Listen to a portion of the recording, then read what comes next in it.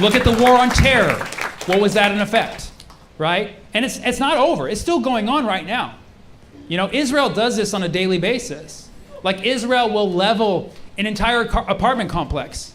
And we'll all see it. It's not like we don't see this. We all see the video footage. We'll see them level an entire apartment complex, killing families, like verified and reported, well, not reported, but verified civilian families. And we'll all see it. And every human being, doesn't matter what your politics are, you all have the same gut reaction, like, what the f***?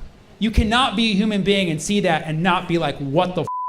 Right? All Israel has to do at that point is just be like, oh no, we were targeting the terrorists. They always say it like a toddler for some reason, like, the terrorists, the terrorists were in there.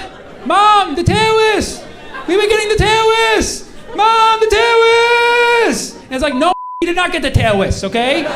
You did not get the widow wabbit, the terrorists. You killed civilians, okay? You killed civilians. You killed children, dude. You killed children. And yeah, I don't like children that much either, but you can't fucking do that, man. Yes, kids can like make a mess sometimes. They can be little terrorists. They can like knock over things, come into a room and just mess it up. Especially the 2-year-olds, the terrorist 2s. I understand. Kids can be little terrorists, okay? But these little terrorists deserve to live, man, okay?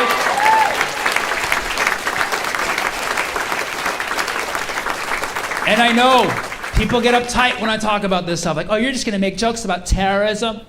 You're just going to make jokes about bombs and people dying? Like, yeah, the f*** I am, dude. The f*** I am. You think I'm just going to see this shit and not talk about it? It is not normal. We cannot just continue to let this shit happen. It is not normal. We have to talk about it. And you know what? I'm going to make jokes about it. I'm gonna make jokes specifically. You wanna know why I'm gonna make jokes? Because jokes are the #1 form of nonviolent resistance. Did you know that? Jokes are the #1 form of nonviolent resistance. And you know who said that? I did right now, I said it right now. Jokes are the #1 form of nonviolent resistance. They're right up there with water balloons, you know?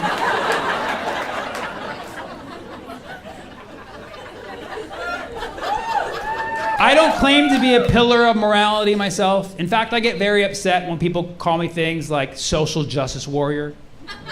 Don't, please, that term is too uptight. Do not call me a social justice warrior. I prefer social justice jihadi. Yeah. SJJ, yeah. It's more fitting because I tend to take myself out in the whole process, you know? It's hard being an SJJ. You only got one shot. Mom spaghetti. Relax, I can make that joke because I'm Italian. You know what I'm saying? Yeah. Free Luigi. Yeah.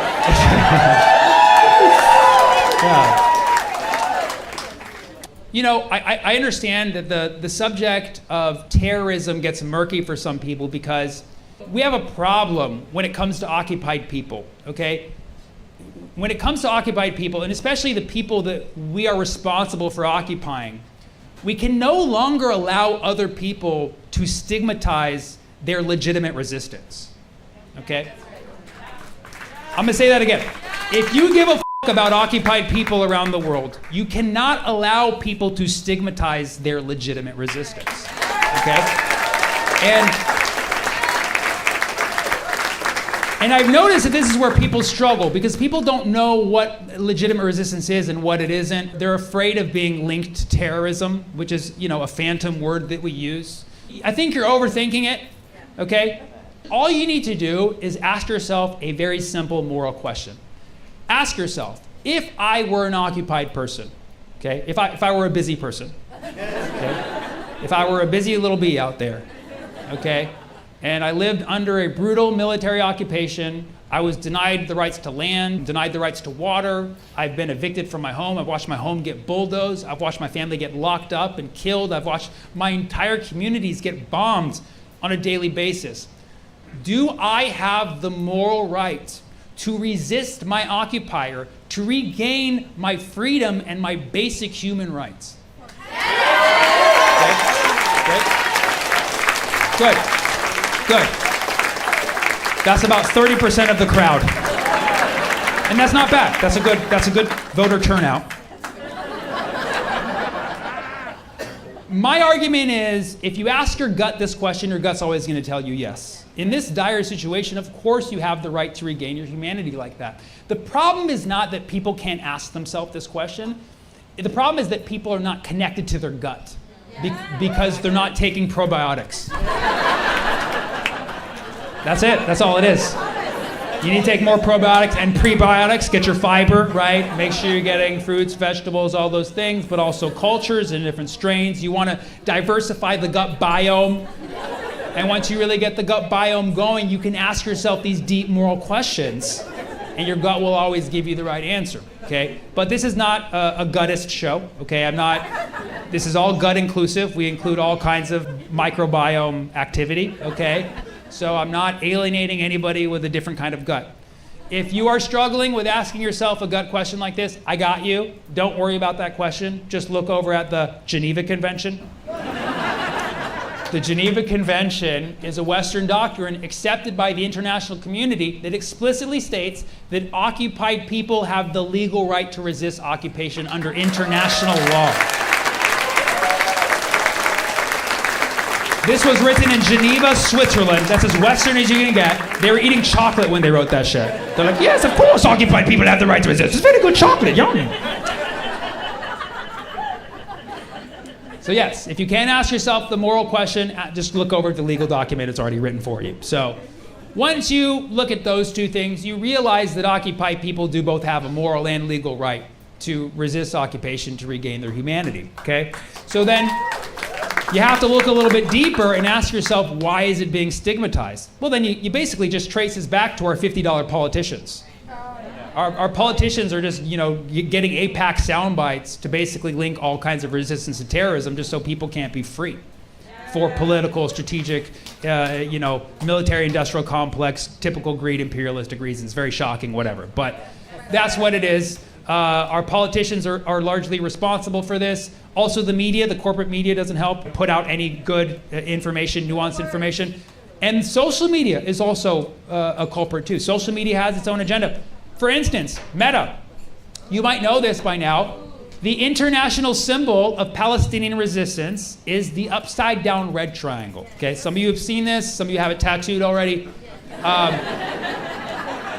The upside down red triangle is simply an international symbol that means that Palestinians have the legal and moral right to resist their occupier, to regain their land and their basic humanity. That's exactly what it means.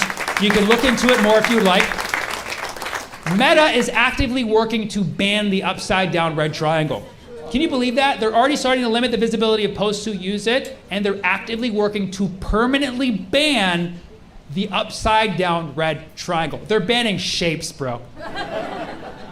Yeah, that's how desperate it's gotten. They're banning shapes. This offends me, not even as a Palestinian, but as a fan of Pythagorean theorem. You cannot ban triangles, bro. How else are the kids gonna learn the shapes? But I tell the activists, if they do ban the upside down red triangle, have no fear, move your eyes over to the red heart emoji. Take a good look at the red heart emoji, scroll your eyes to the bottom. Do you see what I see? At the bottom of every red heart is an upside down red triangle. It's a visual, it's pointed, it's right there. It's right there. So you can use that in your activism along with From Sea to Shining Sea, should things get there. You can flash the red heart. It's a lot more loving, obviously. It basically translates to, respectfully, Palestinians have the right to resist.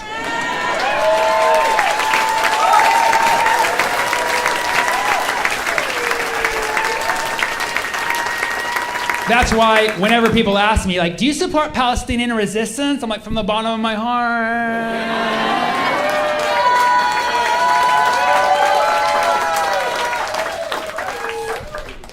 And now, trust me, I understand it's difficult answering these dumb questions sometimes. I used to have difficulty answering dumb questions. Even like a year ago, people would message me and say things like, Sammy, why don't you tell your buddies in Hamas? to release the hostages. Like I could just hit them up. Like, what's up, boys, if you're not too busy after work or whatever. I used to be very offended by that question. I used to be like, that's racist, just to assume that any Palestinian knows or is connected to someone in Hamas by like a degree of separation, you know? But now I see it differently, because, you know, like, it's been a year. Personally, my videos have been so circulated that statistically,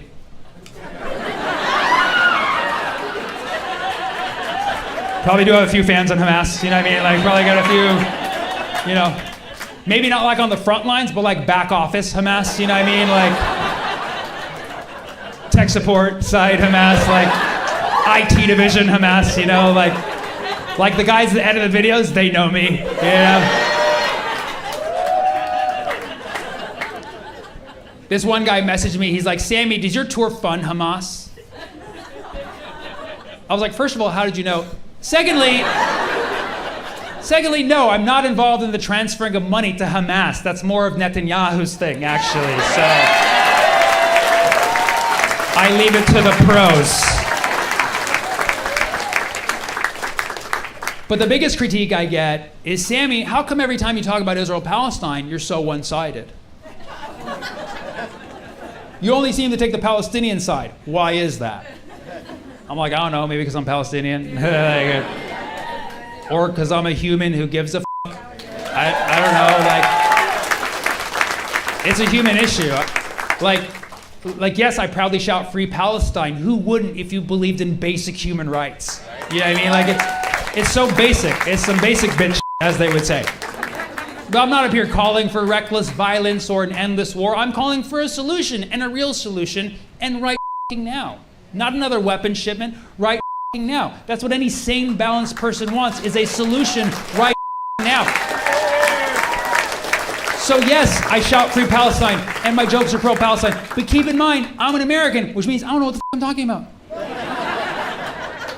And I'm an American who pays taxes, and those taxes go directly to Israel, so I'm kind of playing the field here, when you think about it. I'm sending my money to Israel, and I'm writing jokes for Palestine. What a great deal I'm giving them.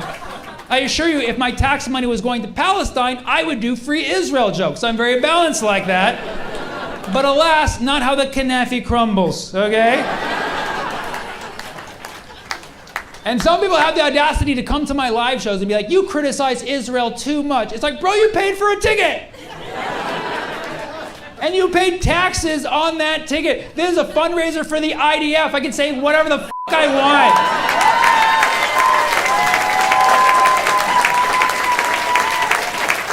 Respectfully. Respectfully. But yes, for the last year, my tour has been called the Ceasefire Tour. Clearly not